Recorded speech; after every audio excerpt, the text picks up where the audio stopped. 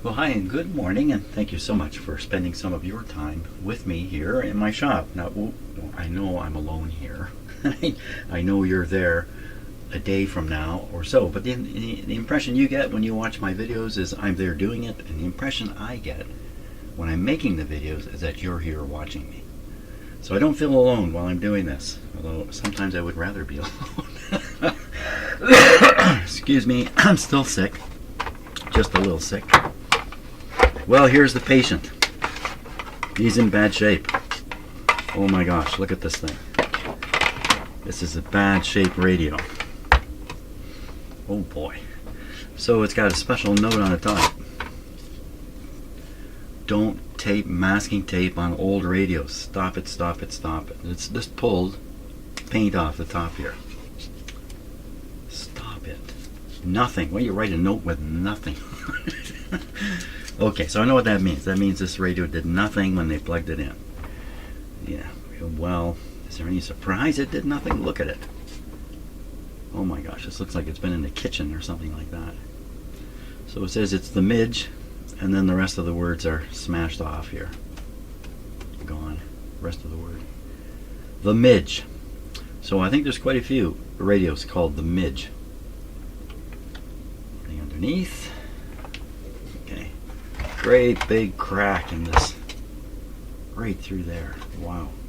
That's a big one all the way to the front. Northern Electric Company Limited Model 5808. Here's the tubes that are in it. Your standard set of 5 tubes in a 5-tube radio with a 50C5 output tube. Caution, disconnect power cord before removing back. Made in Canada. It's got, I guess that's a serial number, 3988. There's a fan shock connector for added antenna, but I can see the loop antenna in here. Very loosely wound. The winding is very spaced out. Clearly it's been hit by some kind of water or something. It's been splashed onto it.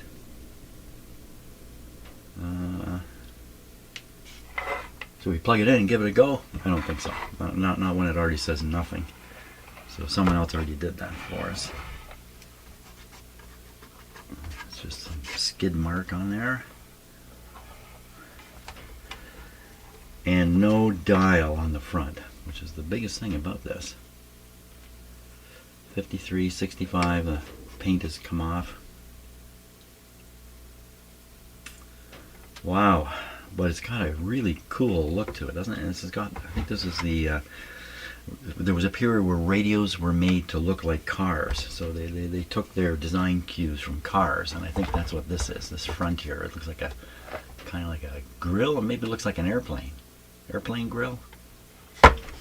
Okay, let's take the guts out. Oh. Oh, there's that part I've been missing.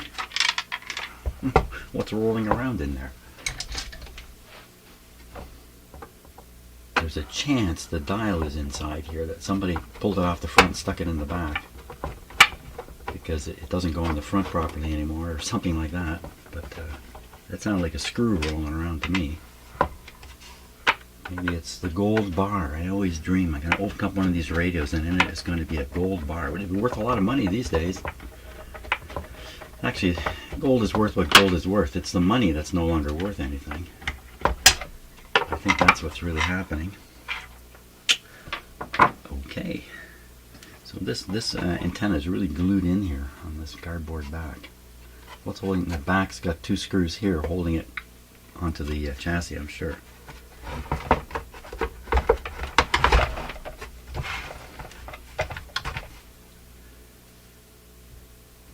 That's pretty. Even this is ugly. Everything's ugly. Ugly radio. Well, it's got its tubes. And no gold bar. Oh, here's what's rolling around. It's a piece of radio. What is it?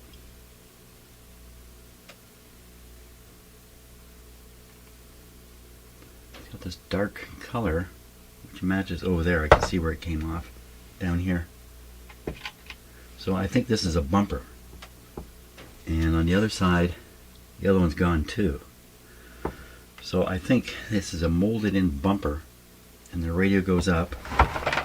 Oh, here's some bumper right here. Wow, there we are.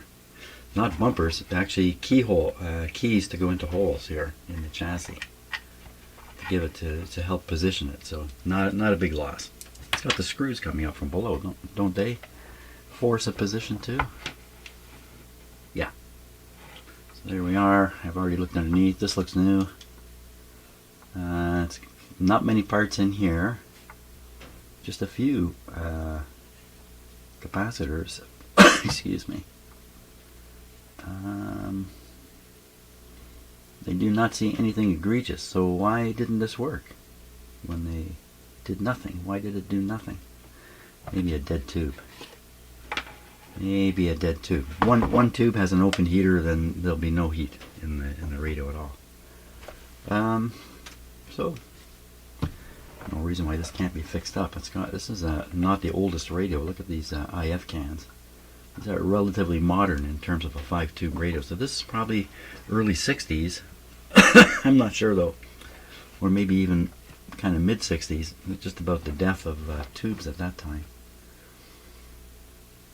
I would imagine the manufacturers that have warehouses full of stuff, they'd be trying to turn into radios and sell because they could see. I'm sure they could see that the future for tubes was not good. Excuse me again. Okay, I think we should really try this out.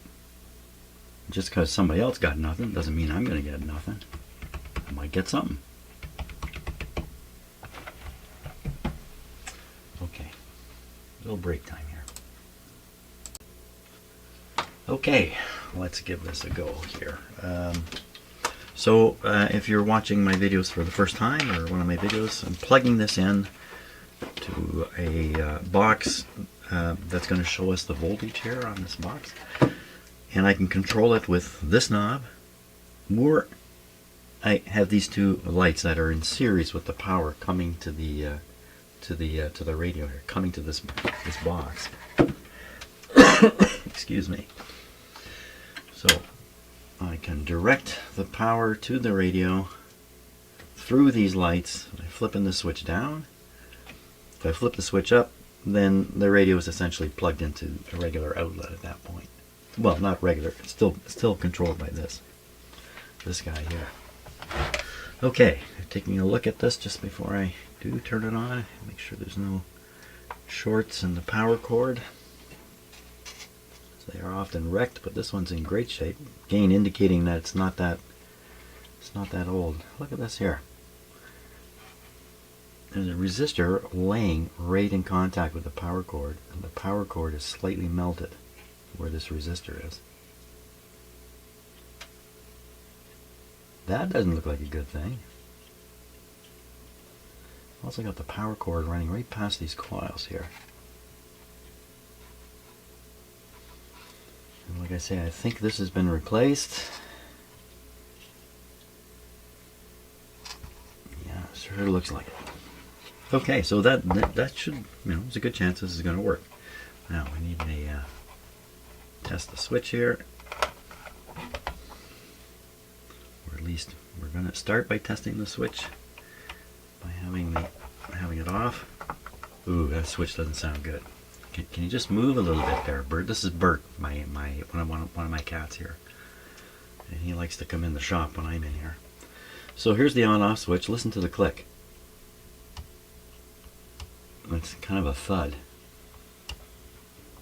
So there's a good chance the problem is the switch. Oh, what's all this goo? It's collected a lot of junk. Like, as if there's oil coming out of it. There shouldn't be oil in there.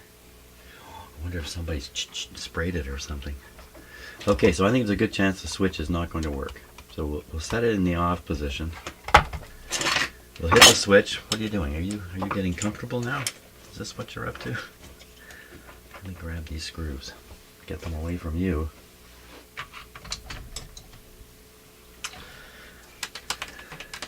Okay. So here we go. Through the dim bulbs. So what we should see behind the cat there is the bulb would typically, with a radio like this, would kind of flash on briefly and go down very quick. That's what I would expect. I don't know if I should do this with my cat right on the bench. I don't, what's the worst that can happen? I yell. Okay, so see the lights came on briefly. So that means the tube heaters aren't functioning. We'll let her rip here. That also means the off switch, not off.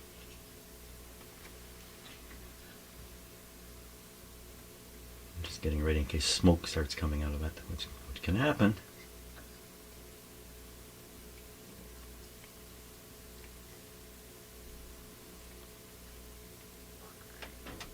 Much going on.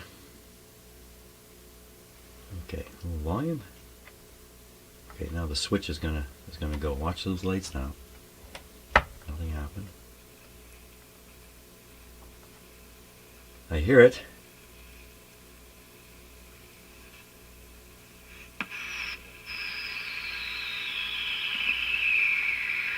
Still warming up.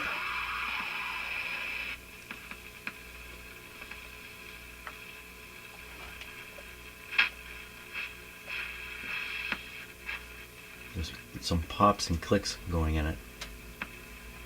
Yep.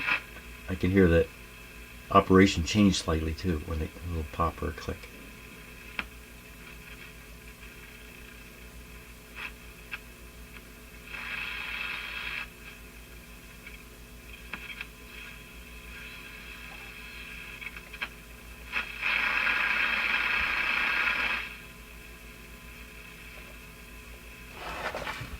The antenna is directional. We'll change the direction 90 degrees. Station.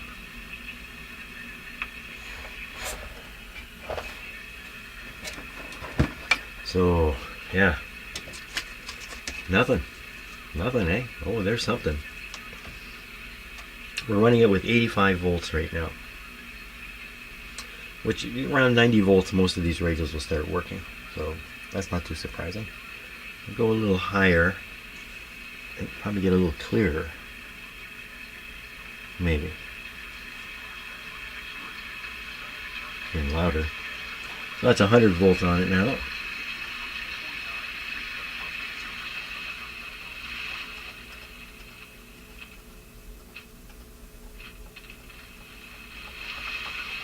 That's full volume. It's not a lot of volume.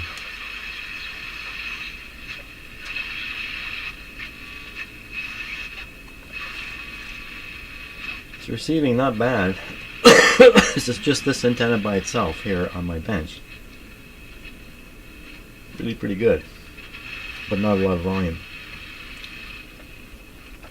And no way to turn it off.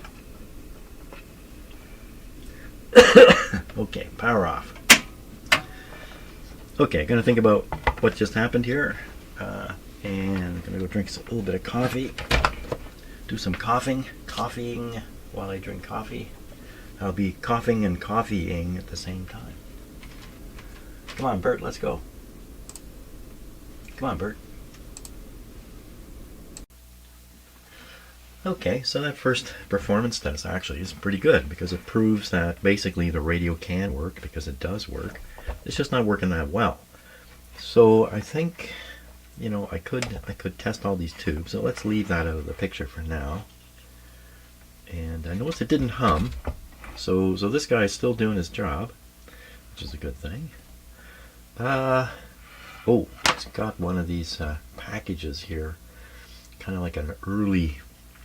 It's not really an integrated circuit, but it's a package that contains resistors and capacitors, usually in the part of the radio just after the detector, right around the volume control, because all these radios require a particular set of components at that point, and so some manufacturer packaged them up and sold them to the radio makers. Hey, stick one of these in your radio.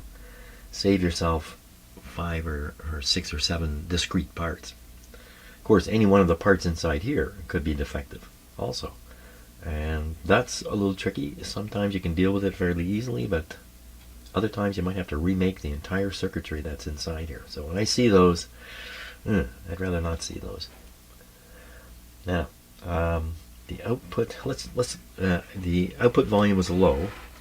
Let's go on the assumption that the output tube, put it like this.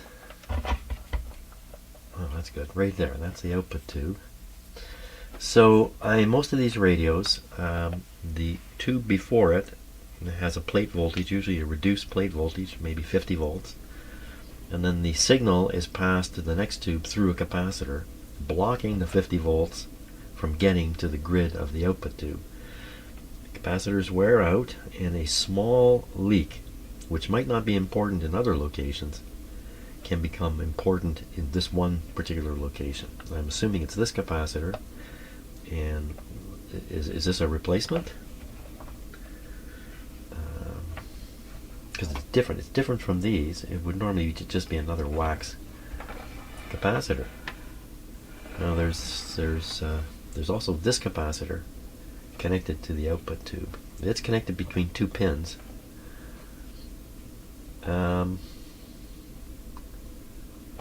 So this is more likely coming from this other tube, which is what? What is that other tube? The other tube. Ooh, wow, look at how blackened it is there. Ooh. Well, it's a rectifier tube. That's not what I thought I had my hands on. That doesn't look so good. But it may not be of any significance. This one's also very, very black here. This is where the getter is. They're just usually not quite so black. That's the AV6 tube there. I'm pulling these tubes out and basically resetting them. Maybe I should do that to all of them. And that may overcome, there may be a tube contact problem in here. It's a long shot, but maybe that would cause the loss of volume. I doubt it. Okay, so that was probably not really a worthwhile thing to do. And doing that can also introduce problems. I may have done something here. Don't do anything to it. Okay, back to where we want to be looking. So I'm going to see if I can find a schematic for this guy. Northern Electric 5808. I'm pretty sure I can, and we'll take a look at how this capacitor I'm interested in. I apologize for my voice. If it sounds like I have a cold, I do. When I started looking for the schematic, I came across the weather map. Oh my gosh! So that's me here. Let me zoom out a bit. Okay, we'll put this in motion. It was snowing outside earlier, so yeah, right here. Snow. Looks like a clear area is coming.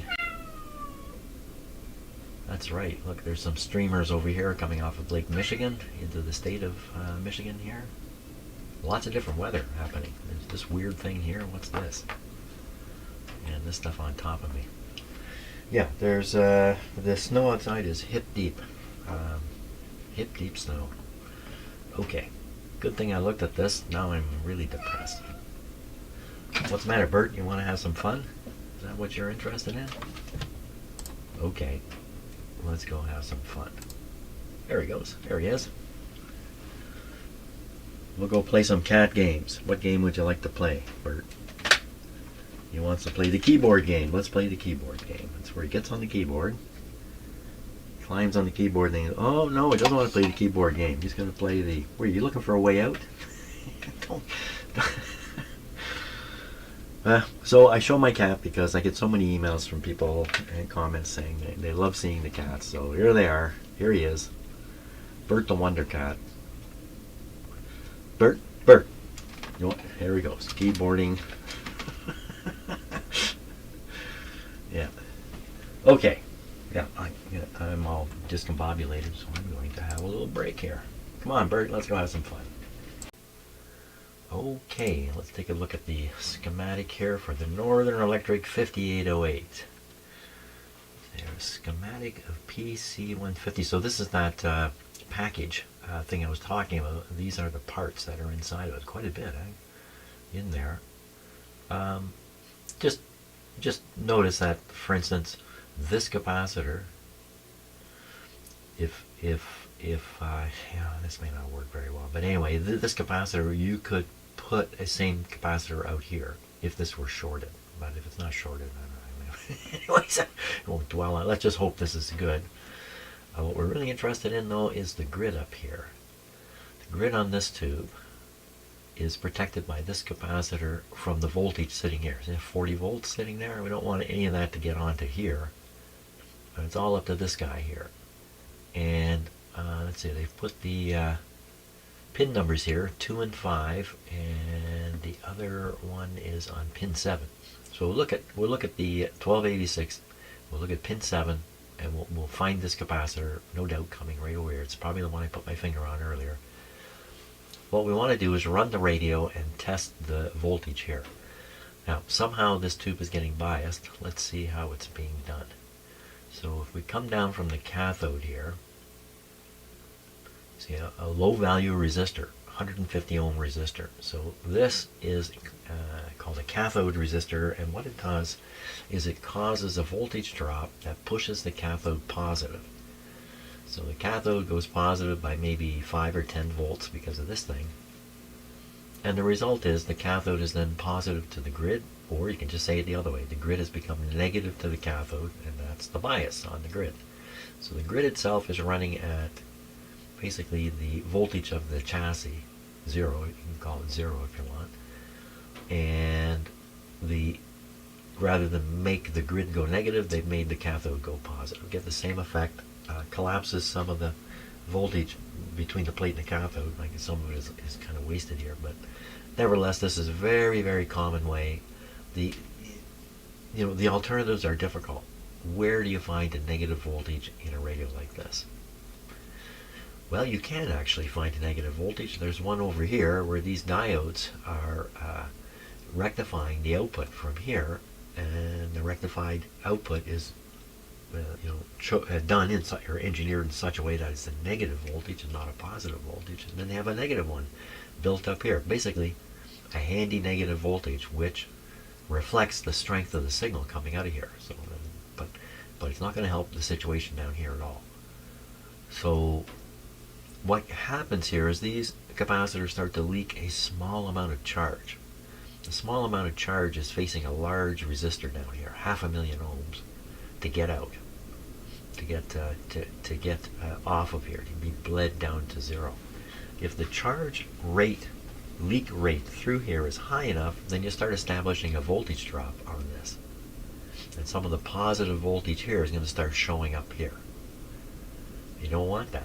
So let's say the cathode has been, let's say the bias amounts to minus 10 volts. Then you might have 5 volts of pressure coming from here, and ultimately you've only got 5 volts of bias. In the worst case, this thing can even go positive. Now, the last radio I checked, I made a measurement, and shocking to me, at this point it was positive 22 volts, which strikes me as, wow, the radio can't operate, can it? But it was operating. That's the funny thing about this problem, is even as the grid gets less negative, the radio continues to operate. You might start getting distortion at high volumes or something like that, but it doesn't immediately become obvious that this has gone wrong. And the big problem with this is not just a bit of distortion, but the amount of current normally flowing through the tube. Like there's a constant flow of current through the tube. That constant flow, you actually want it to be fairly low. It's a bit of a waste in a way, but it has to be there. That's the flow that's being varied by the grid. So you definitely need a flow. But if you make the grid too positive, if the bias disappears, then that flow gets more and more and more. And it can have a couple different effects. One is wearing out the cathode and making the tube's life, shortening the tube's life. That's typically what happens. If it really got bad, you could heat this plate up to the point where it's red. And there is actually a term for this. I've never seen it, but they call it red plating. And I think probably guys fooling around with guitar amplifiers are more likely to run into this kind of thing. But for sure, if you've got this, if this thing's turning red hot, oh boy. Didn't see that in the other radio with the 22 volts. I'm suspicious that my measurement was wrong. I did something stupid. It really wasn't 22 volts. So let's find out what it is in this radio. We'll start it up. I'll put a voltmeter on here, and we'll measure to the chassis. No, I didn't look at this yet. We'll measure it to the B minus.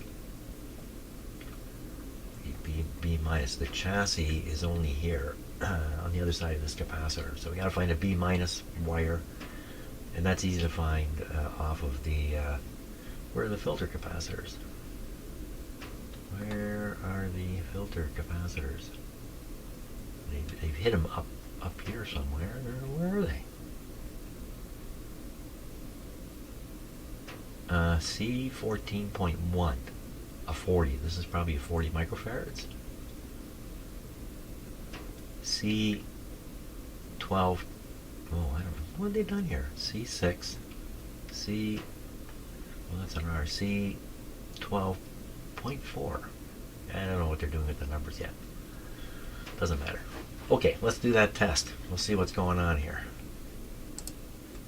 Let us do the test. Okay. Need a voltmeter. I'm going to use this kind of voltmeter rather than a vacuum tube voltmeter because a vacuum tube voltmeter might have a grounding issue. And this one won't. Get a clip lead here. Okay, so I'm going to clip the negative of the voltmeter to the B minus. Where's that in this radio? Well, right off the bottom of here. This is going, this black wire, which is disappearing into the dark here.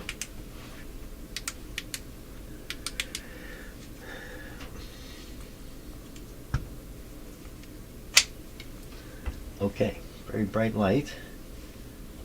Following this over.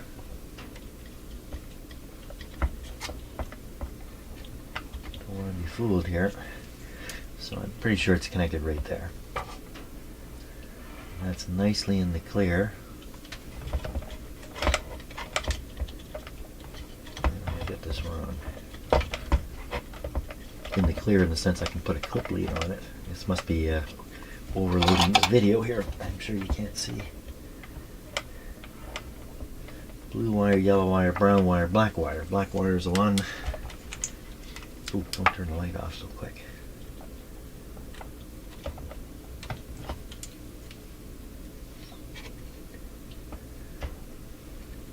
So there should, you know, I guess it's not making sense. Black wire comes from here, ends on this terminal, and then there's no more wires coming off of it. That doesn't make sense. There must be another wire.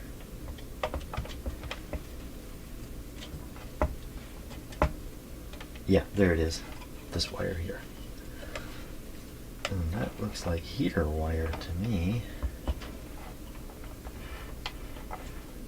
Does that make sense? Maybe that makes sense. That's got to be the negative anyway. And I turn the light off again. Let's turn it back on.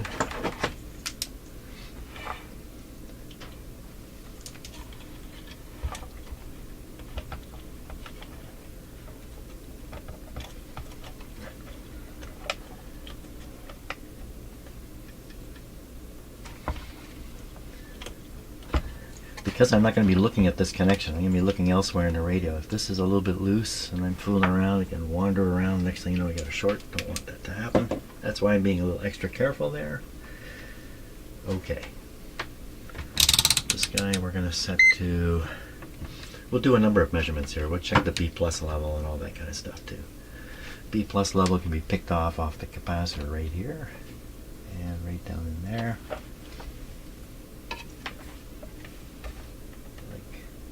Like that. A little more light here.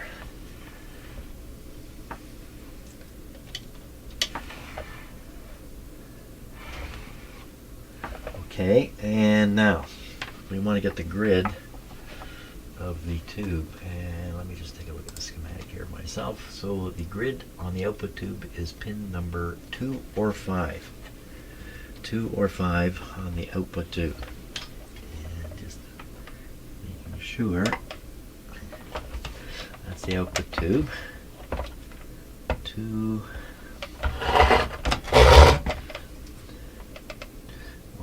2 is empty. 3, 4, 5. Oh, 5 is coming out of the package. Then what's this? What's that guy? He's on 6. Who's on 6? Who's on 6? That's a screen. There's no capacitor in the schematic, but you know, actually, there's a whole pile of stuff here. B plus line running along. So that capacitor, even though it's physically located there, it could really be. Probably this is. What capacitor is it? He says. So what's really doing, it's a capacitor on the screen circuit, and the screen circuit's winding its way through the radio here, going all through it. I need to know where the other end of this is going. Oh, that's interesting. It's going right to the center post of the tube socket. Now, the center post in some sockets is a ground point, and in other it's made into a ground point by bringing a ground wire to it, and in others it's just a floating terminal to be utilized. It's not connected to anything otherwise. That's probably what's going on here. So in fact, this capacitor then is just connected to this yellow wire. The yellow wire is going to the output transformer. So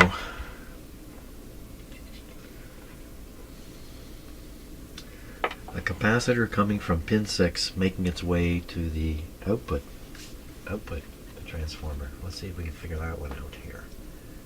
I'll put the backup on the screen. Let me just make it a bit bigger. Okay. So we're looking for some capacitor that's on this screen circuit. Not this way. It's got to be back this way. Not this one. Too big. And it's going to the output transformer. How do you get there? There's a resistor here. Excuse me. This looks like the power supply resistor. So my eye is looking for the other power supply filter capacitor. I found one here. The other one should be on the other side of this somewhere. Other side of the somewhere. Let's figure out this numbering system. What are we doing here? C12.1, C12.2, C12.4, C12.3, C3, C4, C2, C1.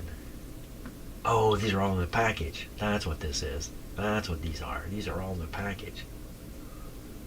That's what's going on here. So it must be package is 12. There's a 14 here. 0.1. 14.1. Is there two packages in here? I've never seen that. Well, I've seen it in televisions, but never. No, there's just one. Here it is here. Here's the numbering. 12.2, 12.1, 12, 12, and 12. Do they call this thing 12? Schematic. Well, I don't see them just calling this thing number 12.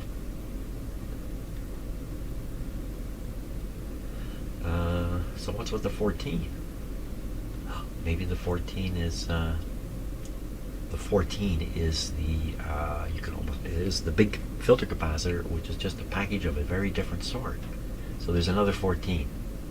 There should be one more 14 in here somewhere. Where'd you go, man? How far? Here it is. 80. This is it over here. Yeah, there it is. So the big yellow filter capacitor that's in here is made of this and this. Okay. Good to know. How can you realize that this is on one side of the 1500 and the other one is on the other side? One way is follow here. It does this little dip through the transformer here. I'm not exactly sure what they're trying to do here, but I see this in a number of radios. Just pretend that's not really there. This connects to here, it comes down here, goes all the way across, and presto, they're on the positive end of this guy. So there we are. So the filter capacitor is located either side of this big 2-watt resistor. And the 2-watt resistor, I'm looking in the radio right now. Where are you? Where are you, 2-watt resistor? Oh, you're going to have to help me find it because I don't see it in there. I don't see it. Okay, back to what we are actually doing now. We are getting ready to do the test. I'm lost as to why I was checking all that stuff out, but that stuff has to be checked out at some point anyway. Okay, so we have a meter. So we want to look at this side of this capacitor here on 5, and then we want to look on this side, make sure it's 40, and then we'll probably want to try to do all the different plates, 90, 90. This guy getting the highest voltage the radio can offer, 117. This one's reduced from the 90 because I believe the case is the higher you raise this, the more noisy this becomes, the more hiss or something like that. I'm not quite sure about that, but in all these radios, this triode has a depressed B plus on it, very low B plus. Okay, I think I'm ready. Okay. I was going to stop for coffee. Well, let's just keep going here. Okay, I'm going to turn on the radio. Plug it in.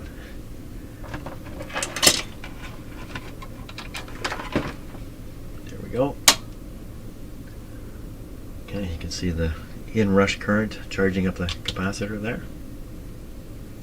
And we can start by making tests right here. Isn't that metal there? There it goes. No, it's negative. What's going on there? What's happening? Okay, down here. Hey, what's happening? What's going on? Okay, this is still in it. Oh. Yes, I think the clip. How did that cause the radio to pop on? What I just did there. How could that have done that? I don't know how that's possible. Now we see 76, so we're feeding the radio with 97 volts, so we expect this to be low. 76 there, and this other one, the radio's popping on and off, I think is what's happening. I can't get at it, so we'll get it. It's on this pin here. 105, so really the radio's expecting, what was it, 117? So I'm going to raise this up.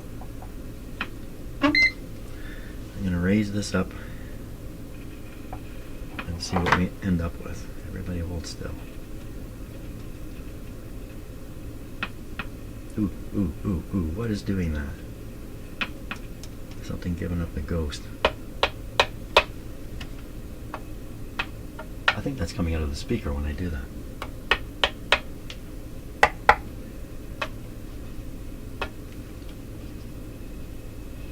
Ooh, volume was down.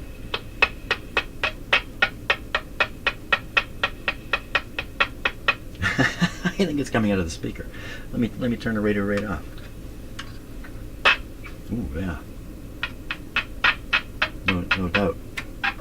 The radio's off.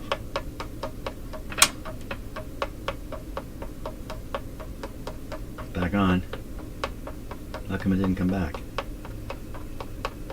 Come back now. What happened to the funny business here?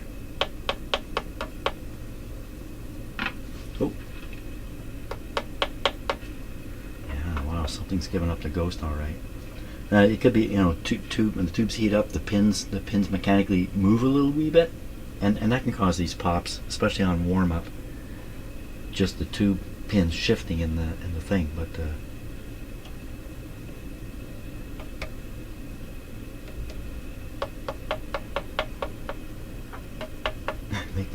the speaker again. Can't say I've ever sat and tapped capacitors before. Let's try the power off again. That sounds the same now. I don't know what's going on. The reason I'm so fascinated by this is a friend of mine once showed me an audio cable, just a regular audio cable going to a stereo, and he just took it and he took, I don't know what it was, a piece of nothing, and he just, here's the cable, and he just hit it. And every time he hit it, you can hear it come out of the speaker. Hitting the cable, just an ordinary phono cable, nothing special. What? And then you showed me another one, you hit it, nothing happened. There you are. So go hit your audio cables, see what happens. Okay, let's do the test. Let us do the test. So the pin we're after is pin, let me just double check because occasionally I get things mixed up. Pin 5 on the output tube. Pin 5 on the output tube. So watching this, ideally this is, it should be a 0.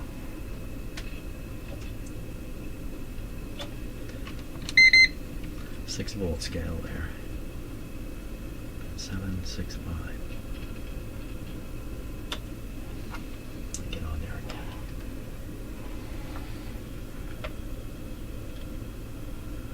So tiny voltage. That's and really that's nothing much to worry about. And the capacitor that's protecting it is inside that package there, which is good. That's good. Did I do this right? This is definitely sitting on the B minus. Well, that's really good. Very often when I do this test, especially rated with a discrete capacitor. Okay, so we want to look at B plus on different tubes. On here they just use the same kind of wire everywhere, so, but often they're using red wires for the B plus, not the case here. So I'm just going to go around the tubes and try to hit, discover where the B plus is. There we go. So I got something here already. Minus, what's that? Oh, I got this set really low. I need that up higher. I also need it over here, so I'm not blocking it with my hand.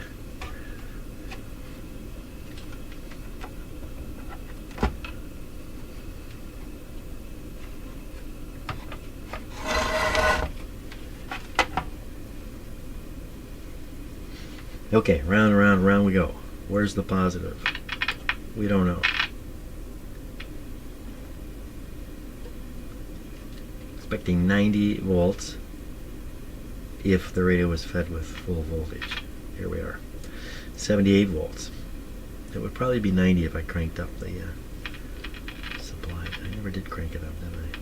Yeah, look, it easily gets to 90, so we're going to leave it down a little bit. Okay, so B plus there. B plus has to be on every one of these tubes, or we wouldn't really hear anything.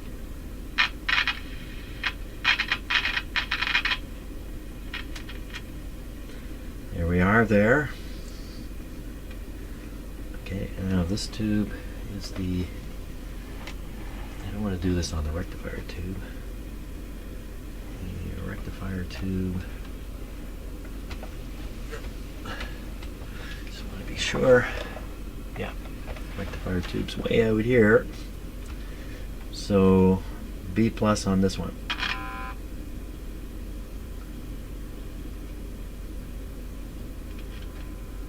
This is probably the detector tube, I'm not sure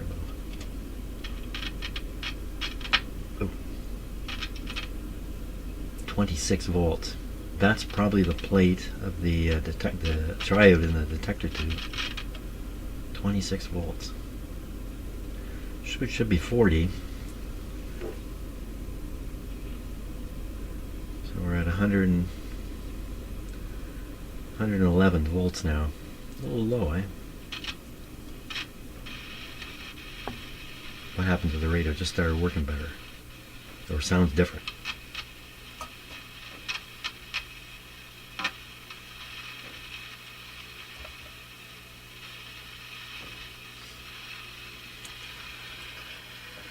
Okay, I I don't think there's any problem with the B plus voltages.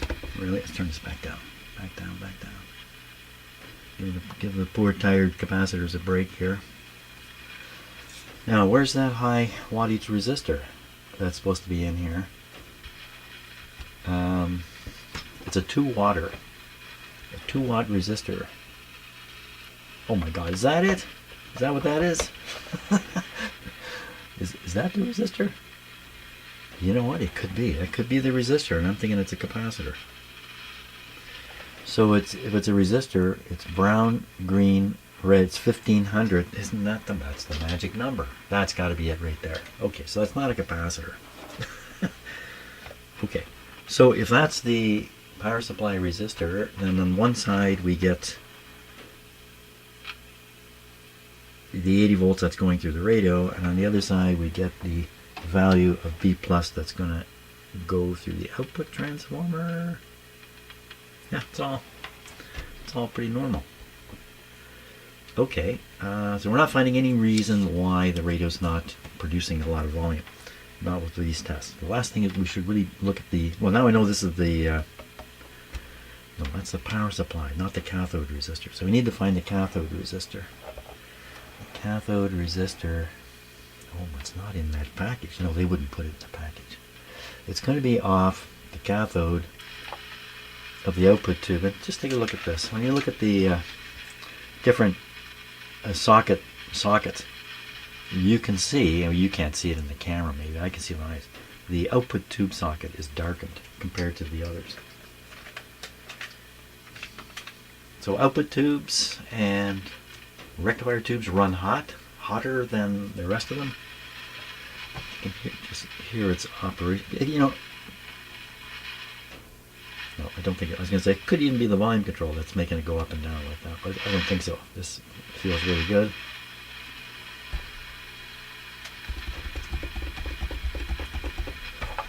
Right, so we're looking for the cathode resistor.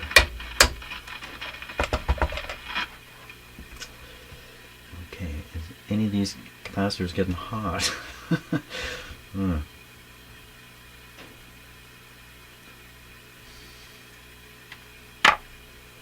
It's not showing up. Let's look at the schematic here. Cathode resistor is this guy, a 150 off of pin 1. So we should go on pin 1 and look for a 150 ohm resistor going to the B minus bus. Okay, pin 1. Pin 1's easy to find. Pin 1. This is pin 1 here. There's the capacitor there. What am I talking about here? Oh my gosh, my brain just went brr. Cathode resistor, that's right. So here's a capacitor.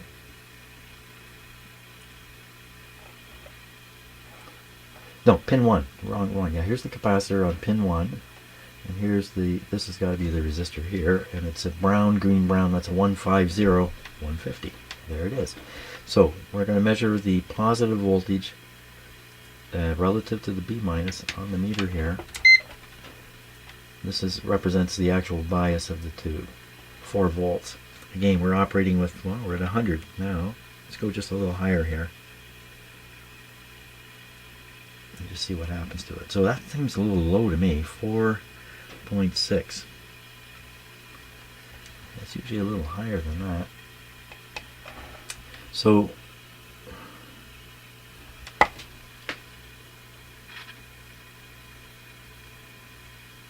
just looking to see what this capacitor is here.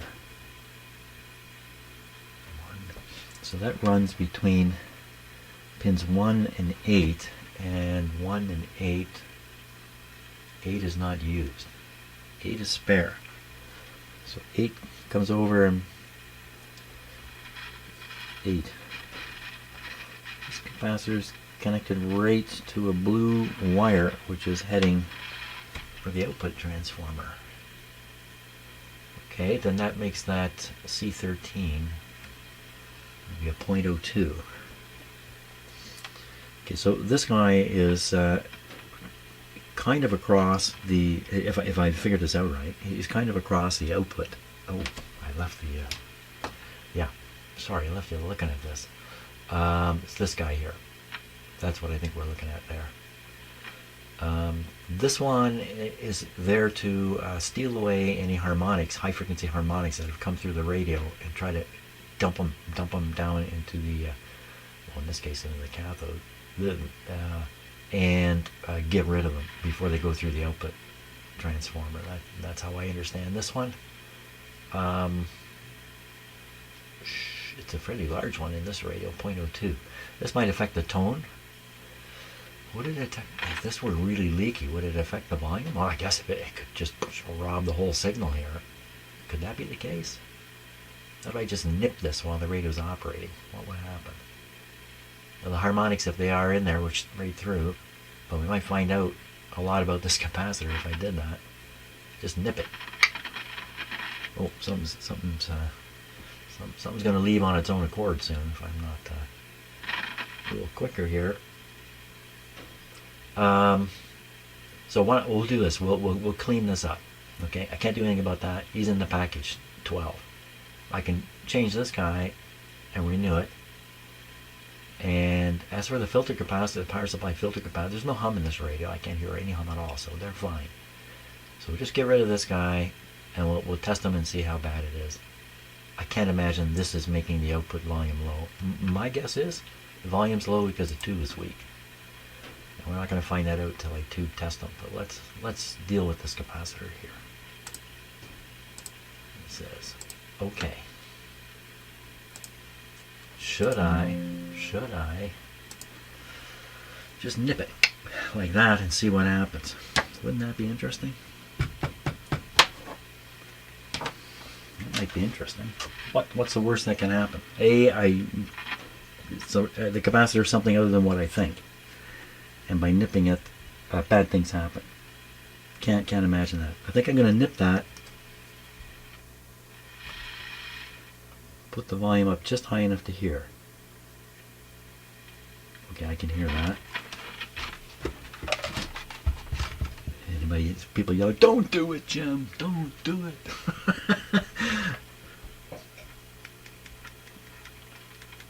Okay, hand on the switch over here in case something goes crazy. Like maybe it's gonna, I don't know, oscillate or something. I don't know. There we go. Do you know what you're doing? I think so.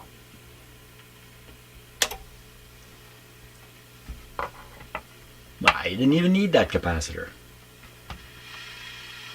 Well, see, I think the treble's gone way up. I can push it back into position here. I think the treble went way up.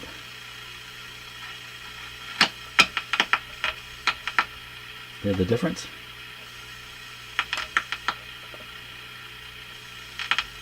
Okay. Power off. So I guess the trick with this capacitor is you want it big enough to grab the harmonics, but not so big that it grabs some of the high frequencies you want to hear. And so there's a balancing act there. And of course, if the capacitor is defective, or leaky, or lost its capacity, or whatever, where am I going with that statement? I don't even know. We're going to nip this, and I'm going to get a clip lead. So I remember where it came from. This is put that there. One came from there, and the other came from here. And oh, it's out. There he is.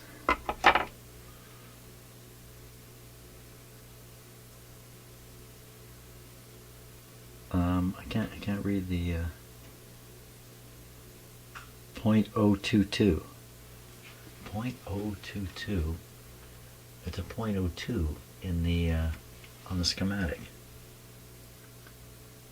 There's no difference. 0.02, 0.022. Okay, I'm going to replace that guy, and we'll play around some more. Okay, new capacitors in here. So this cathode resistor, that's a low wattage resistor, and typically cathode resistors run a little hot because they're carrying current. And I discovered earlier that this resistor was laid up against the power cord and had damaged the insulation a little bit, or there's some heat effects on the insulation here. So this guy's running a little warm. Let's power up the radio and get this out of here. No, I'll leave that there. That's okay. That's the B minus connection. Put it back in. There.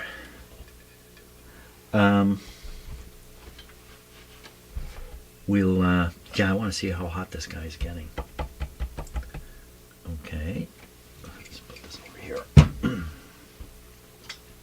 And this. And I should also read the resistance on it. Oh my gosh, that's what I should really be doing here. Let's do that. Okay, we're going to read the resistance. It should be 150 ohms. What are you actually?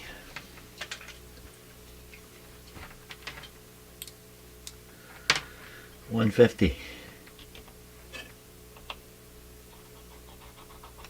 690. Okay. Let's try again. So it's supposed to be 150 and it's 214. Now remember, the bias was off. It seemed a little low to me. 4 volts, 4 or 5 volts.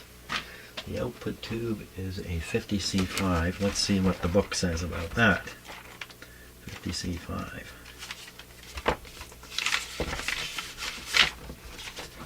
50C6, 50C5. Miniature type used in output stage of compact AC/DC radio receivers because of its high power sensitivity, high efficiency at plate and screen voltages available in such radios. The 50C5 is capable of providing a relatively high power output. Within its maximum ratings, type 50C5 is equivalent in performance to the glass octal type 50L6.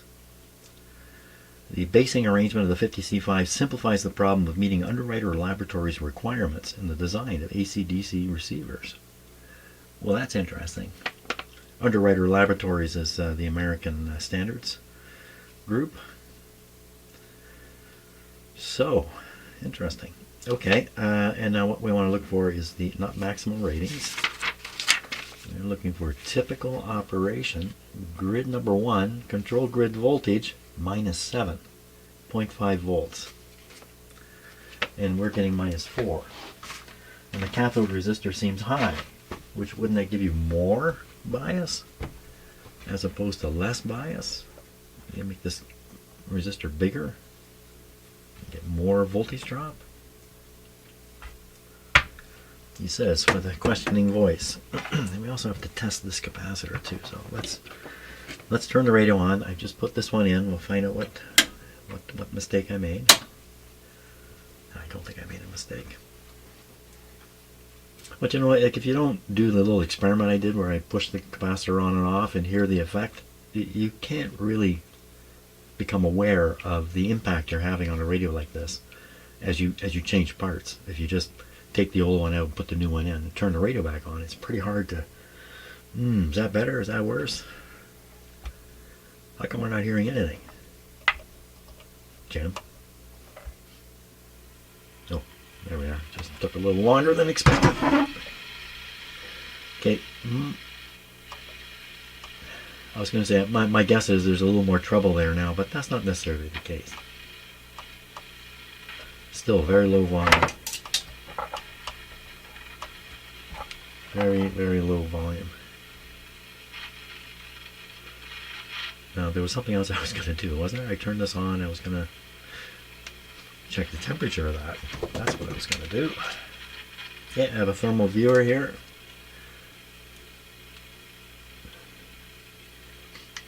Let me just set it so it's a little too sensitive right now. Whoops. Oh, what happened here? Okay, something funny happened. Let's turn it off and turn it on again.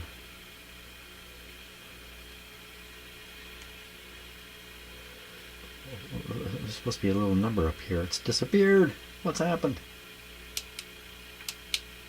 Oh, maybe because I turned it on to auto. Let's turn it off auto. There we are. A little number appeared. And I'm going to highlight the number. There we are. I'm going to raise the number. 30, 35. Wow. Okay, I'm going to go even a little higher. 40. Okay, so the idea is now anything you see that's red is going to be, you know, like that big red blob there is around 40, 45 degrees or so. So we want to know about this resistor. So the way to do this is for me to do the blocking thing. So I take something like this, okay, and block it. You can see it. Blocked. It's over here. Unblocked. It's this little one down here. This. Listen to the radio popping and changing. So it's not getting very hot.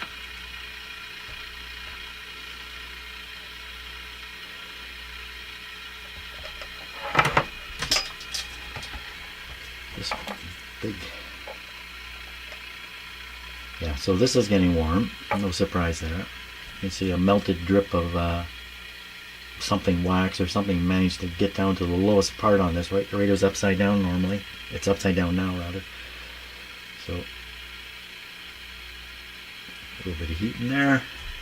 Again, the temperature of that is, 50, 60. Let me be absolutely sure on it. It didn't feel like 60. Yeah, 60. Anything else getting hot? These are all tube sockets. You can see this resistor now. 41, it's really not hot.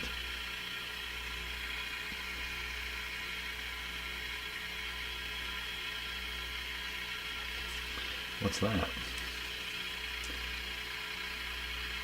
What's this? The field of view on this viewer is really wide, like it just shoots out. So when you look at it and you think, oh, this must be right here. It might be way over here. This is a tricky thing to use, this particular viewer. So we're going to go up another temperature here until we don't have really any red. So now we're looking at what is really quite hot. Right here, 66. And what is it that's 66?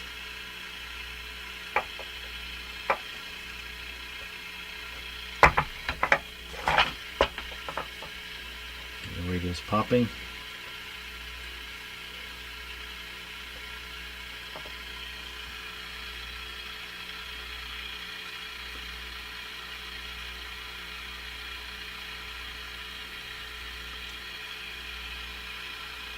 I think what we're seeing is the tube base.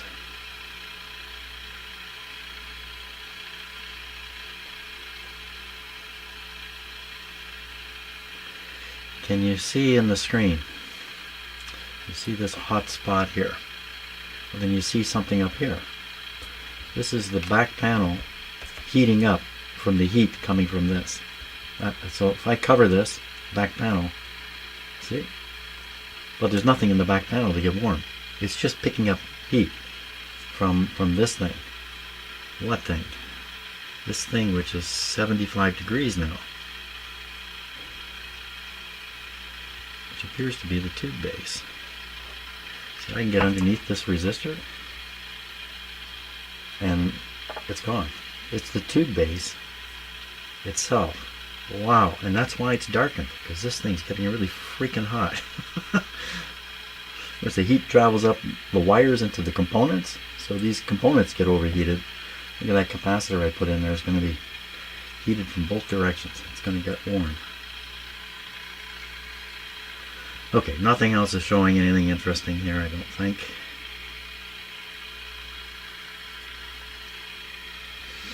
Okay, so what that tells me is this cathode resistor, although it's gone high, it's not overheating. There isn't a whopping current going through it. There's nothing there to really worry about, although I should probably change it. Is that responsible for low volume? Let's check the voltage again. On here. The bias voltage again. Best way to read the bias voltage is between the cathode and the grid. We'll put this on the cathode, and look at the schematic here. I'm going to make a boo-boo on the cathode. 1 and 5. 1 and 5. 1 and 5. Let's put the 5. 1 is the cathode. Wait, with the cathode resistor. And 5, you can't see the meter. And 5. Okay, 1 and 5.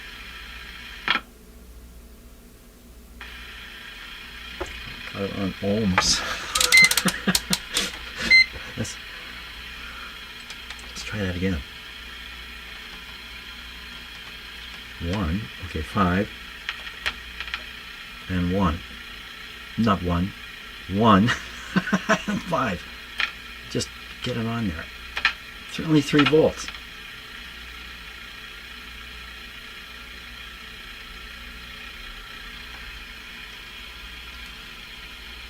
Uh, 100 volts on the radio. Let's go a little higher.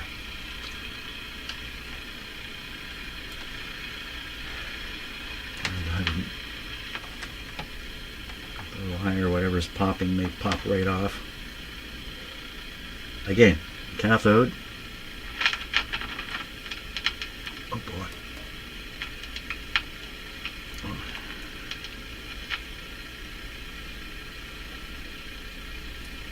It's supposed to be 7.5 volts, but I'm only getting 4. And the way I'm reading it, the grid is positive to the cathode. I'm just reading. No, I got it backwards. Got it backwards. Backwards. Of course. Of course. I get a negative number. Hello, Bert. Well, I guess I can replace the resistor and see if the bias increases. I wouldn't think so, but then what I think often doesn't really matter. Okay, Bert, I'm coming. Okay, so you can hang on. Okay, I'm going to let you see this. This is what Bert does every time he comes in. He's going to run down the hall and flop on the ground. Bert, let's go. Let's go. Let's go. There he is, the flop.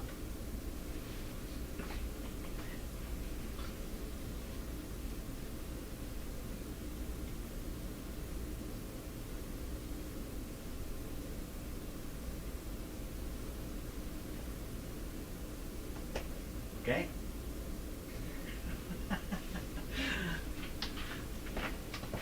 That happens every time I leave the shop with him. Okay, take a little break time. Okay, so this is my tester here.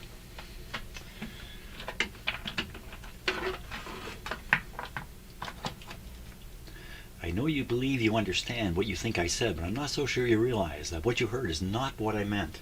I should have to just post it in my shop. There we go.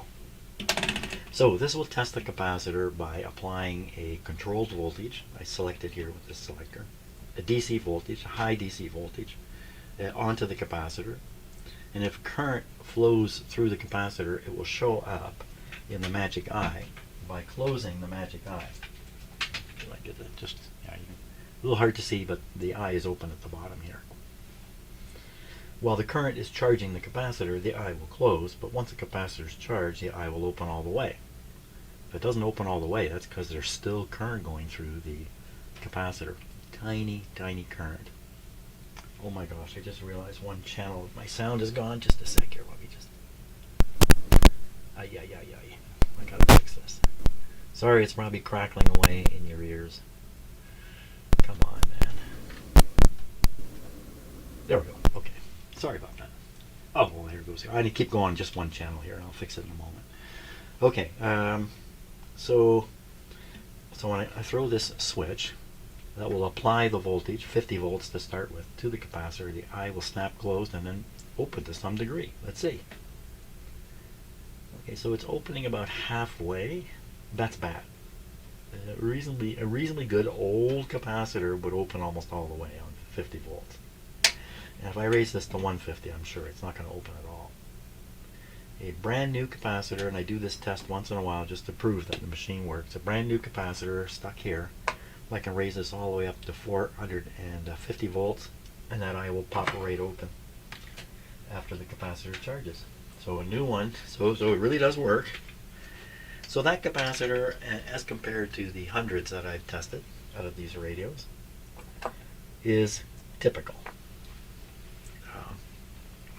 A leaky capacitor. Okay, and that was the one that was trying to block the B plus from getting to the grid of the output tube. Even though it leaked a bit, didn't seem to be throwing it off, because I've replaced the capacitor, get pretty much the same voltage again. Okay, now low output. Why would you have low output? So I'm looking at the output of the volume control, which usually runs through a capacitor. The wire from the center of the volume control. You can't quite see it there. Usually there's a capacitor right in here, but it's not. It's just a wire running all the way over to the center terminal of this tube socket. The center terminal just being a free terminal, and then into the package. So the capacitor that typically is on the output of the volume control is in that package. Can't do anything about it. But if that capacitor were really weak, then that would block the audio from coming out. We could check to see how high the audio level is coming into the volume control compared to what's going out. That would tell us if this is the responsible party or not. Could do that. Why do we do that? Because I can do that.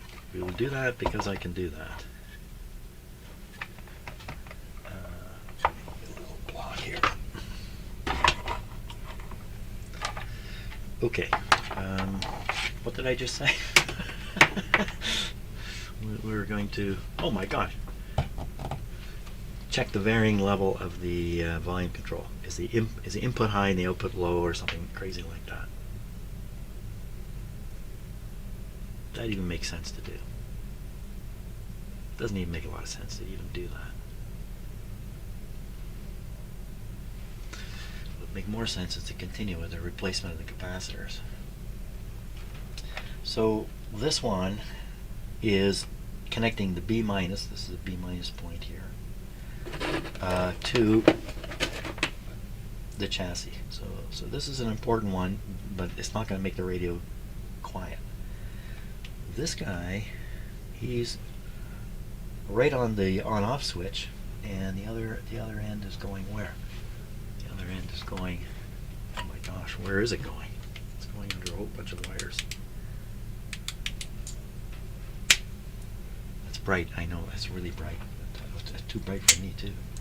This is a bright flashlight. Thank you again to the person who sent this to me. Sent me two of them. They are very, very handy. So now I'm looking for.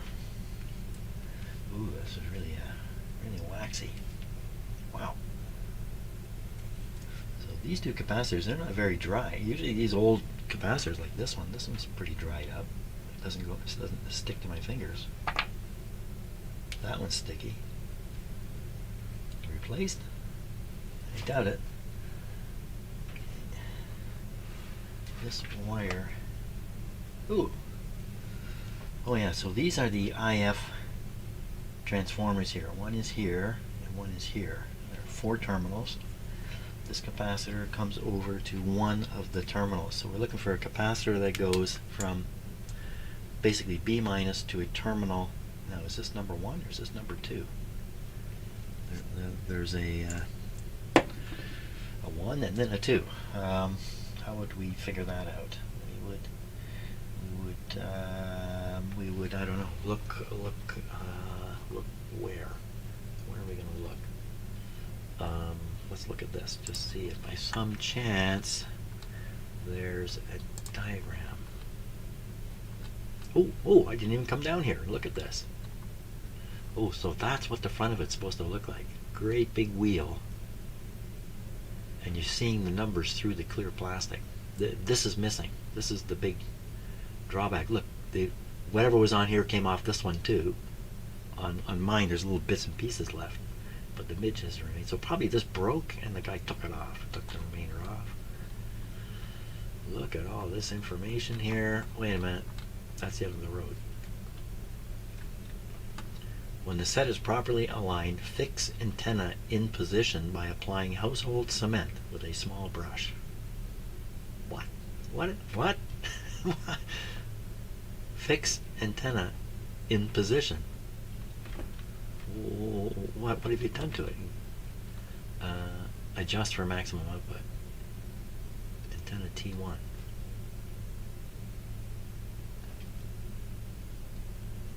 Household cement. I don't know what they're talking about, but talking about something. Power transformer should be used. Chassis at supply potential. It is? I didn't think it was. I thought oh.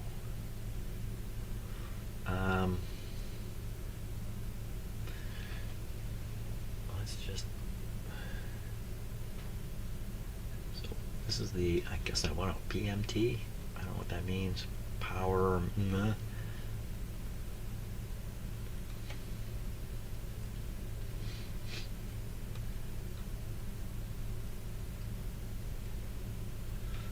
Well,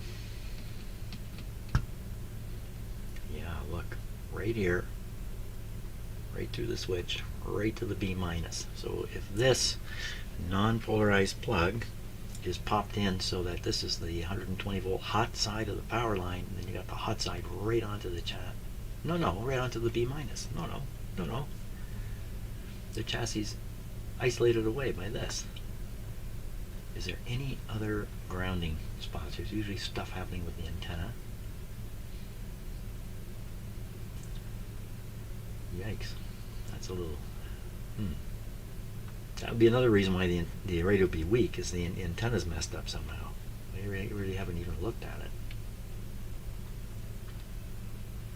Well, what am I looking for? I'm looking for some way to identify T1 or T3 from T4. I'll have to do this. I'll have to pick this tube, pick this pin 5, and it'll lead me to T4. You know what? I'd rather actually do this. I'm looking for T3, aren't I? I don't really care. I'm just looking for either one of them. Okay, so if I want to start with the 12BE6 tube, okay, just getting myself ready here. Where's the 12BE6? Here, I'm going to flip to the camera here before I forget to do that. Okay, which one is the 12BE6? That's the BA in between the two IFs, the BE6. This is the AV. This has got to be the one. So here. The one at the back. The one near the antenna coil. Why was I so interested in that? Oh, because I was going to use that to find out which IF is number 1. So we're using that, and we're looking at the plate on that, which is pin number 5. Okay, pin number 5. Get a pointer here. Pin number 5 on the